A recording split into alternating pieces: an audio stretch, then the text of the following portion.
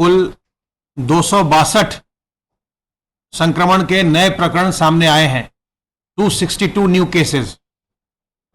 अब तक प्रदेश में एक्टिव इन्फेक्शन के कुल प्रकरण 2901 हैं, 2901। अब तक प्रदेश में जो लोग संक्रमित हुए थे उनमें से 4709 4709 पूर्णतः उपचारित होकर डिस्चार्ज किए जा चुके हैं। अब तक कोरोना वायरस के संक्रमण से 213 लोगों की मृत्यु हुई है। इस समय आइसोलेशन वार्ड्स में 2938 लोगों को रखकर उनका इलाज किया जा रहा है। ये जो हमारी त्रिस्तरीय व्यवस्था है L1, L2, L3 की, उसमें उसके अंतर्गत ये 2938 लोग विभिन्न चिकित्सालयों या चिकित्सा महाविद्यालयों में इस समय भर्ती हैं, उनका उपचार चल रहा है। फैसिलिटी क्वारंटाइन में इस समय 9000 लोगों को रखा गया है। कल प्रदेश में 9976 सैंपल्स की जांच की गई। अब हम बिल्कुल 10,000 के करीब पहुंच चुके हैं और जो हमारी सैंपलिंग है, हमारा अब लक्ष्य यह है कि 15 जून तक हम इसे बढ़ाकर 15,000 तक ले जाएंगे। पूल सैंपलिंग के अंतर्गत कल 5-5 सैंपल के 892 पूल की टेस्टिंग की गई और 10-10 सैंपल वाले 121 पूल की टेस्टिंग की गई। इस प्रकार 1013 पूल कल लगाए गए। 5 सैंपल वाले जो पूल लगाए गए थे उसमें 13.78% पॉजिटिविटी पाई गई और 10 वाले जो पूल थे, सैंपल्स के पूल थे, उसमें 21.48% पॉजिटिविटी पाई गई है। सर्वेलेंस के अंतर्गत हॉटस्पॉट के इलाके और जो उससे दूसरे इलाके हैं, इतर इलाके हैं, उनमें लगातार हमारी टीमें सर्वेलेंस की कार्रवाई कर रही हैं और अब तक 99,609 टीम दिवस के माध्यम से 77,68,346 घरों को सर्वेलेंस में लिया गया है, जिसके अंतर्गत 3,94,22,639 लोगों का सर्वेलेंस किया गया है। आरोग्य सेतु ऐप का हम लोग निरंतर उपयोग कर रहे हैं और जो भी आरोग्य सेतु ब्लूटूथ के माध्यम से अलर्ट जनरेट कर रहा है, जिन लोगों को अलर्ट जनरेट होता है, जो किसी संक्रमित व्यक्ति के नजदीक आते हैं, उनके फोन नंबर हमारे पास पहुंच जाता है और उसे हम शेयर करते हैं जिलों के साथ। जिन जिलों के लोग वो रहने वाले हैं उनके साथ हम शेयर करते हैं। उसके अलावे हम अपने कंट्रोल रूम से निरंतर ऐसे लोगों को फोन करते हैं जिनके अलर्ट जनरेट होता है, जिनके फोन पर अलर्ट जनरेट होता है। अब तक हम लोगों ने 47,235 लोगों को अपने स्टेट के कंट्रोल रूम से फोन किया है, जिसमें 120 लोगों ने अभी हमें यह बताया है कि वो इस समय संक्रमित हैं और उनका इलाज विभिन्न चिकित्सालयों में चल रहा है। 52 लोग संक्रमण के पश्चात पूर्णतः उपचारित होकर अपने घर जा चुके हैं और इनमें से 1,418 लोग इस समय क्वारंटाइन में हैं। हमारा स्टेट का जो कंट्रोल रूम, जहां से हम इनको लगातार फोन करते हैं, उसका नंबर 1800-180-5145 1800-180-5145। इस नंबर पर आप भी फोन करके कोरोना वायरस के संबंध में कोई जानकारी प्राप्त कर सकते हैं। अगर आपको लगता है कि आपके भीतर कोई लक्षण आ रहे हैं, आपकी सांस फूल रही है, आपको खांसी हो रही है, आपको सर्दी हो रही है, अगर आपको लगता है कि कोई ऐसे लक्षण हैं जो कोरोना वायरस के संक्रमण के लक्षण हैं, तो आप इस नंबर पर 1800-180-5145 पर फोन करके हमारे विशेषज्ञों से राय ले सकते हैं। और अगर वो आपको सलाह देते हैं कि आप अपनी जांच करवा लें, तो जिला चिकित्सालय, अपने जिले के चिकित्सालय में जाकर के अथवा मुख्य चिकित्सा अधिकारी से संपर्क करके अपनी जांच करवाइए। आपकी जांच बिल्कुल निःशुल्क की जाएगी और अगर जांच में संक्रमण पाया जाता है तो आपकी चिकित्सा की व्यवस्था भी सरकार के द्वारा बिल्कुल निःशुल्क की जाएगी। आशाओं के द्वारा, आशा वर्कर के द्वारा लगातार जो प्रवासी कामगार आ रहे हैं उनकी ट्रैकिंग की जा रही है। अब तक 11,28,804 प्रवासी कामगारों की ट्रैकिंग की जा चुकी है, जिसमें से 1,027 लोग लक्षण वाले मिले हैं और इनके सैंपल्स लेकर के इनके टेस्टिंग की कार्रवाई निरंतर चल रही है। एक जो माननीय मुख्यमंत्री जी ने हम लोगों को एक लक्ष्य दिया था, निर्देशित किया था, मुझे आपको ये बताते हुए खुशी है कि आज हम लोगों ने वो लक्ष्य पूरा कर लिया और आज हम लोगों ने प्रदेश में 1 लाख से ज़्यादा बेड्स की व्यवस्था कर ली है। अगर लोग संक्रमित बहुत बड़ी संख्या में भी अगर होते हैं, जो कि होने की संभावना नगण्य है, तो भी हम लोगों को हमने 1,01,236 बेड्स की व्यवस्था L1 Covid care centre, L1, L2, L3, ये जो हमारी चिकित्सकीय व्यवस्था है, जो आर्किटेक्चर है, इसके अंतर्गत हम लोगों ने 1 लाख से अधिक बेड्स की व्यवस्था कर ली है। अब बेड्स की व्यवस्था इतनी करने के पश्चात अब हमारा सारा ध्यान, पूरा का पूरा ध्यान अब क्वांटिटी के बजाय अब हमारा सारा ध्यान क्वालिटी पर फोकस हो जाएगा कि जो हमारे बेड्स हैं उसके लिए मेडिकल टीम्स उपलब्ध हो, मेडिकल टीम्स की पूरी ट्रेनिंग हो, जितने इक्विपमेंट चाहिए वो उपलब्ध हो, दवाइयाँ उपलब्ध हों और हम अधिक से अधिक संख्या में जो हमारे इंफ्रारेड थर्मोमीटर्स हैं, पल्स ऑक्सीमीटर है और जो हमारे वेंटिलेटर्स हैं या और जो ऑक्सीजन कॉन्सेंट्रेटर है, ये चीज़ें हम सब उपलब्ध करा सकें, जिससे कि हम लोगों को सुविधाएं दे सकें। जिसको भी चिकित्सकीय सुविधा चाहिए उसको हम दे सकें। ऑक्सीजन सिलेंडर्स भी हम बड़ी संख्या में हम उपलब्ध करवा रहे हैं सभी चिकित्सालयों को, ताकि ऑक्सीजन की व्यवस्था अधिकांश बेड्स पर रहे और किसी को भी ज़रूरत पड़ती है तो उसको वो हम सुविधा मुहैया करा सकें। तो अब हमारा ध्यान इतनी सारी बेड्स की व्यवस्था करने के बाद गुणवत्ता को बढ़ाने पर निरंतर रहेगा। प्रवासी कामगार जो हमारे यहाँ जो सेकेंड फेज में 1 मई से आने शुरू हुए थे, तो जो 10 तारीख तक हमारे प्रवासी कामगार आए थे, अब उनका होम क्वारंटाइन आज 31 तारीख को वो भी उनका समाप्त हो गया। अब 10 के बाद के जो प्रवासी कामगार हैं अभी उनका होम क्वारंटाइन चल रहा है। उनका होम क्वारंटाइन 21 दिनों का है और वो 21 दिन पूरा करने के बाद ही अपने घर से बाहर निकलें। इसी से गांव के लोगों की और पूरे समाज में और प्रदेश में संक्रमण का नियंत्रण होगा। जो हवाई जहाज से प्रवासी आ रहे हैं या जो रेलवे से आने वाले हैं कल से, उनके लिए भी क्वारंटाइन की व्यवस्था है। मेरा आग्रह होगा कि आप सभी लोग अपने क्वारंटाइन का 100% पालन करेंगे और क्वारंटाइन का पालन नहीं करना एपिडेमिक्स एक्ट के अंतर्गत दंडनीय अपराध है। तो एक और जहां आप किसी प्रकार के दंडनीय अपराध करने से बचेंगे, वहीं आप जो लोक स्वास्थ्य है प्रदेश का, समाज का, उसके लिए भी आपका बहुत बड़ा कंट्रीब्यूशन होगा। अगर आप अपने घर के अंदर रहते हैं और होम क्वारंटाइन का पालन करने के बाद ही आप घर से बाहर निकलते हैं, तो आप स्वयं भी बचेंगे और अपने पास पड़ोसी को, अन्य लोगों को भी बचाएंगे। और जब आप होम क्वारंटाइन में घर के अंदर हैं, तो घर के अंदर आपको इस बात का ध्यान रखना है, सभी लोगों को, जो होम क्वारंटाइन में है उनको भी और जो नहीं है क्वारंटाइन में उनको भी इस बात का ध्यान रखना है घर के अंदर कि अपने बुजुर्गों से दूर रहिए, 10 साल के जो छोटे बच्चे हैं उनसे दूर रहिए, गर्भवती महिलाओं से दूर रहिए और जिनको पहले से कोई बीमारी हो, डायबिटीज है, हाइपरटेंशन है, किसी को कैंसर है, किसी को लीवर की बीमारी है, किसी को किडनी की बीमारी है, इन लोगों से दूर रहिए। इनको किसी भी हालत में हमें कोशिश करनी चाहिए कि इनको संक्रमण न हो। तो जो लोग भी इस तरह के हैं जिनमें रिस्क ज्यादा होता है, उनको हमें बचाना है, खुद को भी बचाना है और उन्हें भी बचाना है।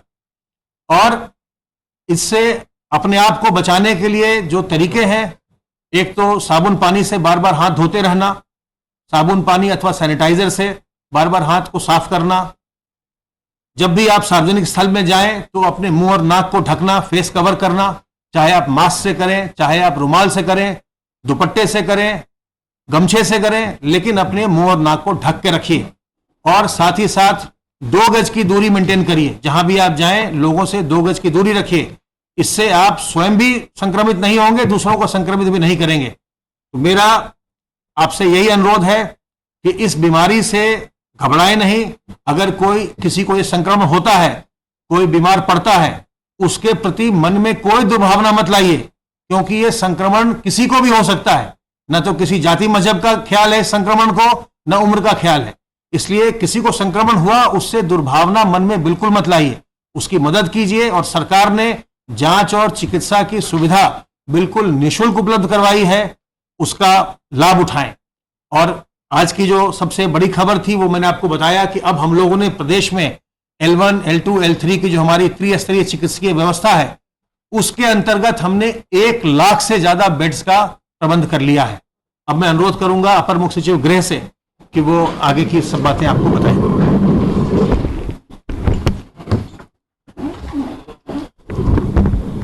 माननीय मुख्यमंत्री जी ने आज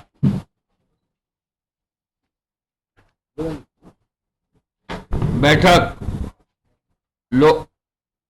जो कोविड-11 की टीम 11 की बैठक थी, आज सुबह 10:30 बजे की। सबसे महत्वपूर्ण बिंदु था लॉकडाउन 4 के बाद 1 जून से जो भारत सरकार की कल गाइडलाइंस आई थी, उसके अनुरूप स्टेट गवर्नमेंट की गाइडलाइंस इशू करने का।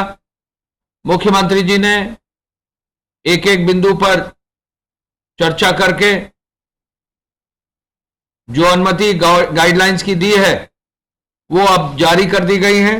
उसके बारे में मैं गाइडलाइंस के बारे में, जो नई गाइडलाइंस जारी हुई हैं और 30 जून तक जारी रहेंगी, उसके बारे में उन्होंने जो आदेश दिए हैं और स्टेट गवर्नमेंट की तरफ से जो जारी किया गया है उस पर मैं आपको ब्रीफ करना चाहूंगा। जैसा आपको सबको विदित है कि 8 जून से जो धार्मिक स्थल हैं और पूजा स्थल हैं उनको खोला जाएगा। होटल, रेस्टोरेंट और अतिथि सत्कार की जो सेवाएं हैं वो भी 8 जून से खुलेंगी और शॉपिंग मॉल्स भी 8 जून से खुलेंगे। लेकिन इन तीनों व्यवस्था के लिए भारत सरकार की जो हेल्थ विभाग की जो गाइडलाइंस आएंगी और जो प्रदेश सरकार अपनी गाइडलाइंस जारी करेगा, उसके अनुरूप जो है ये 8 जून से ये खोलने की व्यवस्था होगी। द्वितीय चरण में भारत सरकार ने आदेश किया था कि समस्त स्कूल, कॉलेज, शैक्षिक संस्थान, प्रशिक्षण संस्थान, कोचिंग आदि के संदर्भ में ये जुलाई 2020 से खुलेंगे। इनके लिए भी भारत सरकार जब दिशा निर्देश जारी करेगी तो प्रदेश सरकार इनको आदेश जारी करेगा जुलाई से। कतिपय गतिविधियों पर अभी स्थगित रहेंगे। अंतर्राष्ट्रीय विमान सेवाएं, मेट्रो सेवाएं स्थगित रहेंगी और अग्रिम आदेशों तक बंद रहेंगे सिनेमा हॉल, जिम्नेजियम, तरणताल, मनोरंजन पार्क, थिएटर, बार एवं सभागार, असेंबली हॉल एवं अन्य स्थान। तो ये भारत सरकार के गाइडलाइंस के अनुरूप प्रदेश सरकार ने प्रथम बिंदु ये जारी किया है।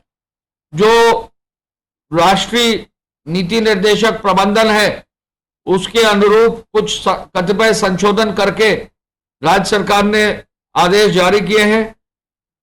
भारत सरकार ने रात्रि निषेधाज्ञा यानी नाइट लॉकडाउन के लिए रात 9 बजे से 5 बजे तक बंदी का आदेश दिया है। उसी के अनुरूप प्रदेश सरकार ने भी रात 9 बजे से सुबह 5 बजे तक का बंदी का आदेश दिया है। कंटेनमेंट जोन के लिए, लॉकडाउन के लिए जो गतिविधियां भारत सरकार ने निर्धारित की हैं, केवल वही गतिविधियां कंटेनमेंट जोन में अनुमति रहेगी। स्वास्थ्य एवं चिकित्सा विभाग की गतिविधियां, डोर टू डोर सर्वे जो कंटेनमेंट जोन में होगा उसकी अनुमति होगी। साथ साथ कंटेनमेंट जोन में आवश्यक वस्तुओं की व्यवस्था करने की अनुमति होगी। साथ साथ कंटेनमेंट जोन में ही सफाई की व्यवस्था करने की अनुमति होगी। इसके अलावा कोई और गतिविधि या किसी और व्यक्ति को कंटेनमेंट जोन में बाहर आने या जाने की अनुमति नहीं होगी। सुरक्षा व्यवस्था भी वहां दी जाएगी। कंटेनमेंट जोन का डेफिनेशन भारत सरकार की गाइडलाइंस के अनुरूप, हेल्थ विभाग के अनुरूप प्रदेश सरकार ने जारी किया है। और कंटेनमेंट जोन की जो गाइडलाइन है, शहरी क्षेत्र में अगर सिंगल केस होगा तो 250 मीटर के रेडियस में जो है कंटेनमेंट जोन डिफाइन किया जाएगा, और यदि एक से अधिक केसेस होंगे तो 500 मीटर का रेडियस में डिफाइन किया जाएगा, और बफर जोन 250 मीटर का रहेगा। आवासीय बहुमंजिली सोसाइटियों के बारे में जो एनसीआर क्षेत्र में है, विशेष रूप से नोएडा में, गाजियाबाद में, इनके लिए जो है विशेष नीति कंटेनमेंट जोन की अब लागू की गई है। ऐसी बहुमंजिली भवन टावर सोसाइटी में यदि एक फ्लोर या एक से अधिक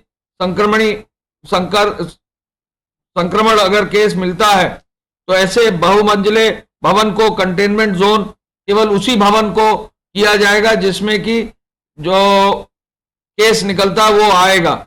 यदि सोसाइटी में एक से अधिक टावर में केस निकलेंगे तो फिर जो टावर्स में केस निकले हैं उनको तो बंद किया जाएगा, लेकिन कुछ कॉमन एरिया डिफाइन किया जाएगा।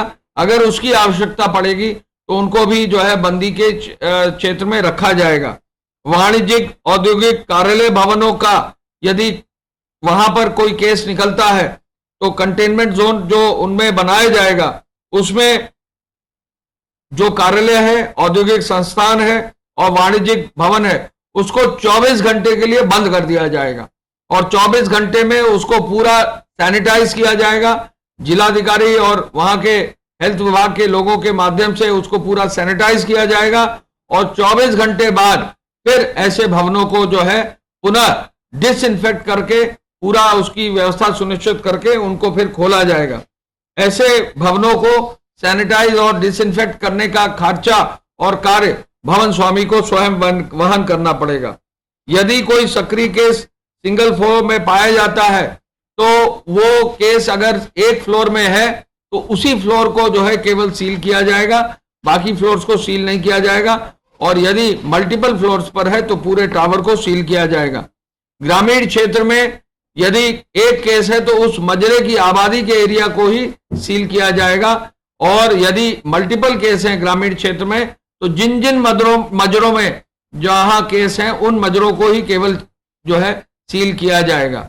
इसके अलावा राज्य सरकार ने गौतम बुद्ध नगर और गाजियाबाद के एनसीआर क्षेत्र के लिए ये आदेश किए हैं कि एनसीआर क्षेत्र में जो वहां के लोक स्वास्थ्य हित की व्यवस्था है उसको सुनिश्चित करने के लिए वहां का जिला प्रशासन, वहां की पुलिस और वहां के हेल्थ डिपार्टमेंट के लोग जो भी अधिकारी जिम्मेदार हैं वो मिलकर पूरी व्यवस्था ऐसी बनाएंगे जिससे एनसीआर क्षेत्र में हमारा जो स्वास्थ्य की व्यवस्था है वो मजबूती से लागू रह सके।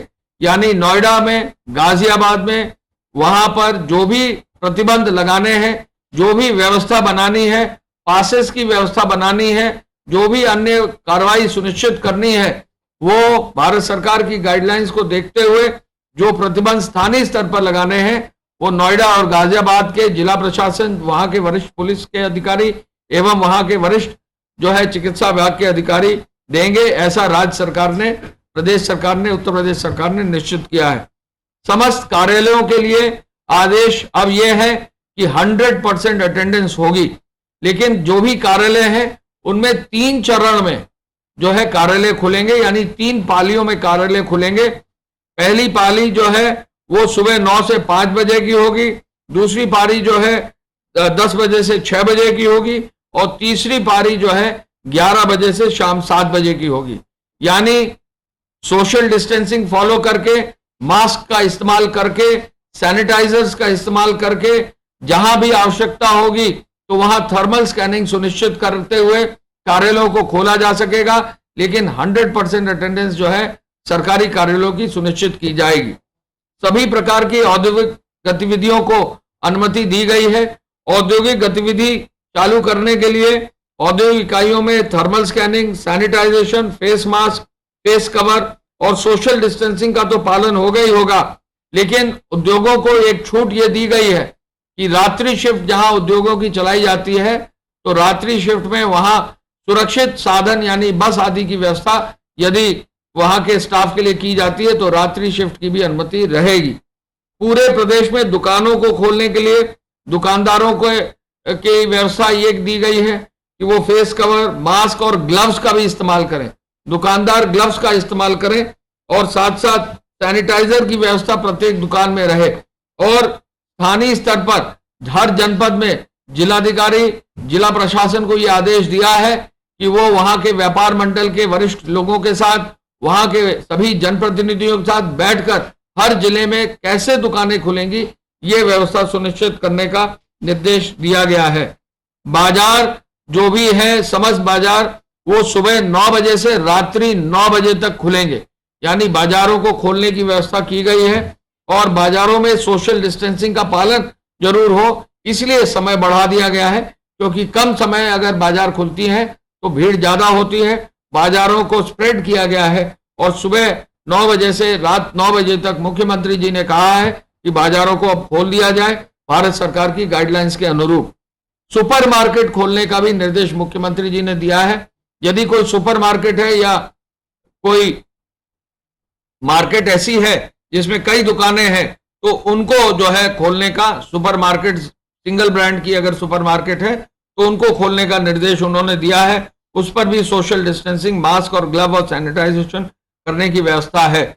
सब्जी मंडियों के लिए मुख्यमंत्री जी ने आदेश दिया है कि सब्जी मंडी जो थोक की मंडी है वो सुबह खुल जाए, और सब्जी मंडी दिन में सुबह जो रिटेल का काम है वो सुबह 6 से 9 बजे तक कर लें। लेकिन फल सब्जी मंडियों के लिए उन्होंने आदेश ये दिया है कि सुबह 8 बजे से रात 8 बजे तक, यानी 12 घंटे तक पूरी फल सब्जी मंडी खुली है, जिससे कि सोशल डिस्टेंसिंग का पालन हो, किसी को कोई दिक्कत ना हो।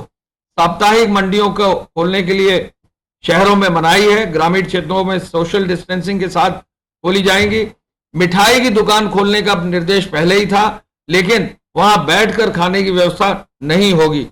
बारात घर खोलने की अनुमति राज्य सरकार ने दे दी है, लेकिन बारात घर खोलने की अनुमति इस शर्त के साथ है कि अनुमति पहले ली जाएगी और 30 लोगों तक ही सीमित किया जाएगा।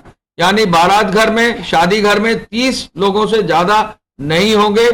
बारात घर में एक विशेष रूप से निर्देश मुख्यमंत्री जी ने दिया है, कोई भी असला लेकर किसी भी बारात घर में नहीं आएगा। शादी ब्याह में कोई भी अगर हवाई फायरिंग या हर्ष फायरिंग कहीं करता है, बहुत सख्त कार्रवाई करने का उन्होंने निर्देश दिया है। इस शर्त के साथ की अनुमति रहेगी, इस शर्त के साथ 30 लोगों से ज्यादा नहीं होंगे, और ये शर्त भी लगाई जाएगी कोई असला लेकर नहीं आएगा तो बारात घर और शादी घर खोलने की अनुमति दी गई है। स्ट्रीट वेंडर और पटरी व्यवसायियों के लिए जो है विशेष व्यवस्था करते हुए ओपन स्पेसेस में उनको ग्लव्स, फेस मास्क और सैनिटाइजर के साथ खोलने की अनुमति है। राज्य सरकार ने सैलून, ब्यूटी पार्लर के लिए विशेष आदेश दिए हैं कि वो भी सोशल डिस्टेंसिंग के साथ खोले जाएंगे, लेकिन जो वहां पर काम करने वाले लोग हैं उनको फेस मास्क का इस्तेमाल करना होगा, और कोई भी टॉवल या कोई भी कपड़े का इस्तेमाल बार बार नहीं कर सकेंगे। यदि कोई कपड़ा या टॉवल का इस्तेमाल करते हैं तो उसको वन टाइम ही इस्तेमाल कर सकते हैं, या तो वो डिस्पोजेबल सामान का इस्तेमाल करें, कोई भी चीज का रीयूज ना करें। सैलून और ब्यूटी पार्लर और बार्बर शॉप्स में ये विशेष निर्देश राज्य सरकार के हैं, जिससे कि संक्रमण से कहीं ना कहीं बचा जा सके। नर्सिंग होम और प्राइवेट अस्पतालों की इमरजेंसी की और ओपीडी की जो है छूट इस शर्त के साथ है कि प्रदेश सरकार में और जनपद स्तर पर जो स्वास्थ्य विभाग की अनुमति है उसके साथ वो चालू कर रखेंगे। एक विशेष निर्देश मुख्यमंत्री जी ने दिया है कि यदि किसी राजस्व ग्राम में या मजरे में जो है कंटेनमेंट जोन बन जाता है, तो वहां यदि कृषि कार्य होना है, यानी खेत होने, और चूंकि अभी बुआई का मौसम है और अभी जल्दी बुआई जो है होने वाली है, अभी जो है आगे किसी न किसी रूप में कोई ना कोई फसल जो है आगे लगेगी, तो ऐसे में जो उसका कृषि कार्य है, किसानों का इफेक्ट ना हो, तो कृषि कार्य करने की विशेष रूप से अनुमति रहेगी। ट्रैक्टर्स की विशेष रूप से यूज करने की अनुमति उस गांव में रहेगी जो कंटेनमेंट जोन में ही है, और वहां पर किसी भी रूप में सोशल डिस्टेंसिंग का जरूर पालन होगा। एक आदेश ये किया गया है कि प्रत्येक स्थिति में taxi cab, maxi cab, 3 wheeler, auto, e rickshaw सबकी अनुमति रहेगी, लेकिन जो निर्धारित सीट है उससे ज्यादा एक भी आदमी ना बैठे। इसके साथ साथ फेस मास्क हो, फेस कवर हो, सोशल डिस्टेंसिंग के लिए जो है वहां पर हैंड सैनिटाइजर का भी इस्तेमाल अगर कर सकते हैं तो वो किया जाए, और किसी भी रूप में पर्याप्त संख्या में जो है वहां पर ये व्यवस्था होनी चाहिए कि इन्फेक्शन किसी भी रूप में इस तरह के ट्रैवल से न फैले। 2 पहिया वाहन में 2 व्यक्ति तक चलने की अब छूट दे दी गई है, लेकिन जो भी व्यक्ति चलेंगे वो मास्क पहनेंगे, जो भी व्यक्ति चलेंगे वो हेलमेट जरूर पहनेंगे। रोडवेज बसेस को प्रदेश में चलाने की अनुमति अब दे दी गई है। प्रदेश के अंदर रोडवेज बस अपनी निर्धारित सीट क्षमता के अनुरूप चलाने की अनुमति दे दी गई है। कोई भी रोडवेज बस अब, जैसा कि रोडवेज विभाग चाहेगा, यूपीएसआरटीसी उत्तर प्रदेश राज्य परिवहन निगम अपने रोडवेज की बसों को संचालित करेगा, जिससे प्रदेश में लोगों के आवागमन में कोई दिक्कत ना हो। लेकिन रोडवेज बसेस इस शर्त के साथ चलेंगी कि बसेस का सैनिटाइजेशन होगा, चढ़ते समय उतरते समय बसेस पे सैनिटाइजर और का इस्तेमाल होगा। फेस मास्क हर यात्री जो है पहनेगा, हर यात्री जो है जब चढ़ेगा तो उसका सैनिटाइजेशन होगा। बस स्टेशन पर थर्मल स्क्रीनिंग भी होगी। जो भी चालक परिचालक होंगे वो फेस मास्क और फेस कवर तो यूज करेंगे, ग्लव्स भी यूज करेंगे। ये आदेश यूपीएसआरटीसी को दिया गया है। साथ ही साथ बस स्टेशन और बस स्टेशन के निकट यदि आवश्यकता हुई तो एम्बुलेंस भी रखने की व्यवस्था, 108 की एम्बुलेंस भी रखने की व्यवस्था की गई है। परिवहन निगम के जो बस स्टेशन है उस पर विशेष ध्यान रोडवेज सुनिश्चित करेगा, ये उनको निर्देश दे दिए गए हैं। स्टेज कैरेज और कॉन्ट्रैक्ट कैरेज यानी प्राइवेट बसेस की भी चलाने की उपरोक्त शर्तों के आधार पर ही अनुमति होगी। सिटी बस को भी चलाने की अनुमति माननीय मुख्यमंत्री जी के आदेश से दी गई है। सभी प्रकार के वाहनों के संचालन में उपरोक्त निर्देशों का यदि पालन नहीं होगा तो एमवी एक्ट के अंतर्गत तो कार्रवाई होगी, लेकिन 30 जून तक जो एपिडेमिक्स एक्ट के अंतर्गत नोटिफिकेशन हुआ है तो भारी जुर्माना भी भरना पड़ेगा।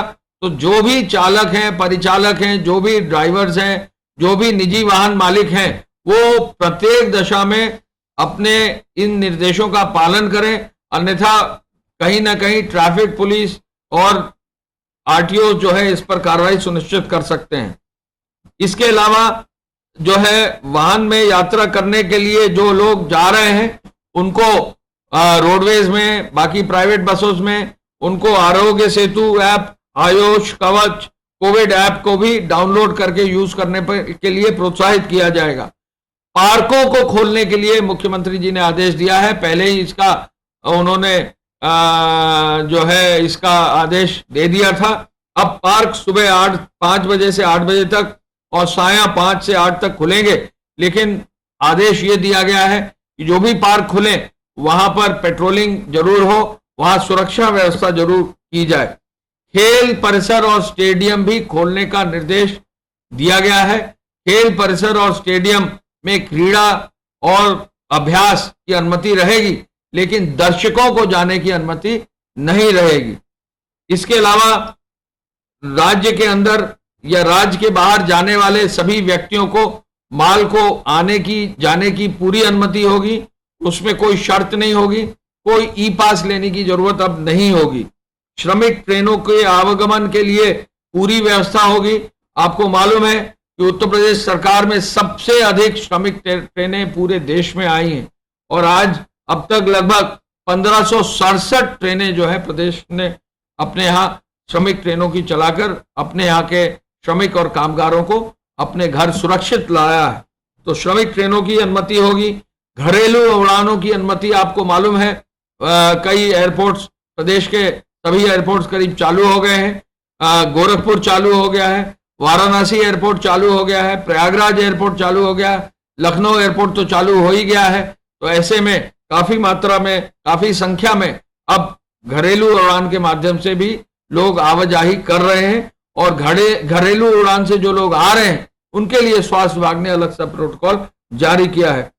खाली ट्रक और भरे ट्रकों का भी आवागमन जारी है और प्रदेश से जो नेबरिंग कंट्रीज हैं यानी नेपाल आदि से भी ट्रक का और माल वाहन का जो आने जाने की व्यवस्था है उसको भी लागू किया जाएगा। पुनः भारत सरकार के गाइडलाइंस के अनुरूप 65 साल से ऊपर के लोग, गर्भवती महिलाएं, जो भी बीमार हैं या जिनको कोई दिक्कत है उनको, और 10 साल से कम के बच्चों को ये हिदायत है कि वो घर से बाहर ना निकलें। आरोग्य सेतु ऐप और आयुष कवच कोविड ऐप का भी लोग जो है अधिक से अधिक पालन सुनिश्चित करें। गाइडलाइंस का समस्त उपायों का जो है जिलाधिकारी अपने जिले पर उनका अनुसरण करेंगे। ये निर्देश आज दिए गए हैं। माननीय मुख्यमंत्री जी के अनुमोदन के पश्चात ये आदेश आज जारी किए गए हैं।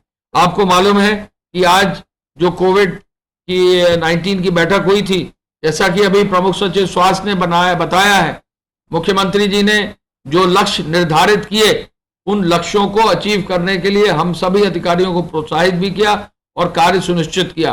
आज L1, L2, L3 के जो है 1 लाख बेड अब पूरे हो गए हैं और इसमें 1,01,000 बेड्स करीब पूरे हुए हैं और इन L1, L2, L3 बेड्स के लिए अब उन्होंने ये निर्देशित किया है कि ये पूरे देश में संभवतः सबसे ज्यादा संख्या उत्तर प्रदेश में है। उन्होंने निर्देशित ये किया है, आज प्रेस कॉन्फ्रेंस में भी उन्होंने बताया है कि इन बेड्स की चिकित्सकीय व्यवस्था, यहाँ चिकित्सकों की व्यवस्था को और मजबूत करके, क्वालिटी और इंप्रूव करके जो स्वास्थ्य सेवाएं प्रत्येक 75 जनपद में दी गई हैं उनको और मजबूत किया जाएगा।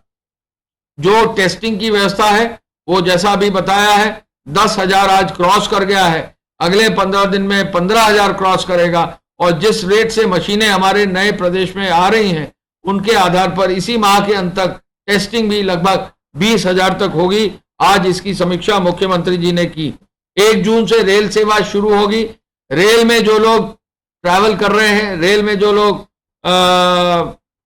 यात्रा कर रहे हैं, उनको भी एक गाइडलाइन स्वास्थ्य विभाग ने जारी की है। जो भी रेल में यात्रा करें बहुत ही सावधानी पूर्वक सोशल डिस्टेंसिंग का जो है इस्तेमाल करें, हैंड सैनिटाइजर का इस्तेमाल करें। रेल विभाग जो भी इंस्ट्रक्शंस देता है उनका जो है अनुसरण करें और रेलवे स्टेशन पर जिला प्रशासन, वहां की पुलिस, वहां के हेल्थ डिपार्टमेंट के जो भी अधिकारी निर्देश देते हैं, रेल से उतरने और चढ़ने वाले लोग कृपया उनका अनुसरण करें। रेलवे बोर्ड को पत्र लिखकर हम ये अनुरोध करने वाले हैं कि हैंडबिल के माध्यम से जो भी लोग रेल में ट्रैवल कर रहे हैं उनको अवेयर किया जाए, उनको जो है अवगत कराया जाए कि क्या क्या सावधानियां बरतनी है। गोदाम से राशन की दुकान तक पूरी पारदर्शिता हो, जीपीएस प्रणाली लागू हो, ये भी निर्देश आज दिया है। राशन वितरण में यदि कहीं घटतौली होगी तो एफआईआर दर्ज होगी। जो भी इसमें कोई भी लोग अगर अंतर्ग्रस्त हैं तो उन पर बहुत सख्त कार्रवाई होगी। मुख्यमंत्री जी ने आज ये आदेश दिया है। आकाशीय बिजली से कैसे बचा जाए, आज जो है एनडीएमए के जो वाइस चेयरमैन हैं उनको आज बुलाकर ये कहा है कि तकनीक का इस्तेमाल करके अगर फोर वार्निंग दे दी जाए, यानी पहले से सूचना दे दी जाए कि लोग घर के अंदर रहें, तो काफी संख्या में जो लोग बाहर निकल जाते हैं और आकाशीय बिजली का जो है उन पर प्रकोप रहता है, उनसे बचा जाए। किस तरह से तकनीक का इस्तेमाल हो, ये निर्देश आज हमारे जो एसडीएमए है, स्टेट डिजास्टर मैनेजमेंट अथॉरिटी, उसके जो वाइस चेयरमैन साहब हैं, उनको आज निर्देश उन्होंने मुख्यमंत्री जी ने उनको और राजस्व विभाग को ये निर्देश दिए हैं। इस संबंध में राज्य आपदा प्रबंधन प्राधिकरण को उन्होंने ये भी आदेश दिया है कि पूरी वो कार्य योजना तैयार करें। ग्राम प्रधानों को अपनी निधि से आर्थिक सहायता देने का कल माननीय मुख्यमंत्री जी ने घोषणा की है और आदेश दिया है पंचायती राज विभाग को कि बहुत ही जल्दी इसका जो है शासनादेश जारी करके हर गांव में निराश्रित लोगों के लिए व्यवस्था करने का निर्देश उन्होंने दिया है। कोविड हॉस्पिटल में संवाद बनाए जाने हेतु कोविड हॉस्पिटल में जो पेशेंट्स हैं उनसे संवाद बनाने के लिए भी जो है आज मुख्यमंत्री जी ने दोनों हमारे प्रमुख सचिवों को आदेश दिया है। मैं पुनः इस अवसर पर बताना चाहूंगा कि श्रमिक स्पेशल ट्रेन हमारे प्रदेश में आने का सिलसिला जारी है और आज 1567 ट्रेन आ चुकी हैं। आज लगभग 15 ट्रेनें और आएंगी, जिसको मिलाकर 1636 ट्रेन जो है लगभग हमारी कुल हो जाएंगी अगले 2 दिन में। तो काफी संख्या में ट्रेन जो आ चुकी हैं उनका लाभ हमारे सभी श्रमिक और कामगार ले रहे हैं। हमारे यहाँ प्रदेश में आने वाली ट्रेन की संख्या में गुजरात से 522, महाराष्ट्र से 418, पंजाब से 233 और इसी तरह से अन्य भी प्रदेशों से, दिल्ली से 97 भारी संख्या में ट्रेन अभी भी आ रही हैं, जो भी इन श्रमिक स्पेशल्स का लाभ लेना चाहते हैं वो अवश्य लें और इस लाभ का जो है फायदा लें। पुनः इस अवसर पर लॉकडाउन के लिए जो आदेश प्रदेश सरकार से जारी हुए हैं, माननीय मुख्यमंत्री जी ने आज जिनकी समीक्षा करके जारी किया है, पुनः इस अवसर पर मैं कहना चाहूंगा कि प्रदेश में जो भी हमारे जो है नागरिक हैं, जो भी व्यक्ति हैं, जो भी जहां भी जिस भी रूप में है, वो बहुत केयरफुली गाइडलाइंस का पालन करें और हर हालत में बचने के लिए सोशल डिस्टेंसिंग का पालन और नियमों का पालन करें। और यदि जैसा कि हेल्थ डिपार्टमेंट ने कहा है, यदि कहीं भी किसी को भी सिम्टम्स की संभावना है, तुरंत अपने नियरेस्ट अस्पताल में जाकर उसको दिखाएं, जिससे हम अपने प्रदेश को इन सब चीजों से बचाकर आगे ले जा सकें। धन्यवाद।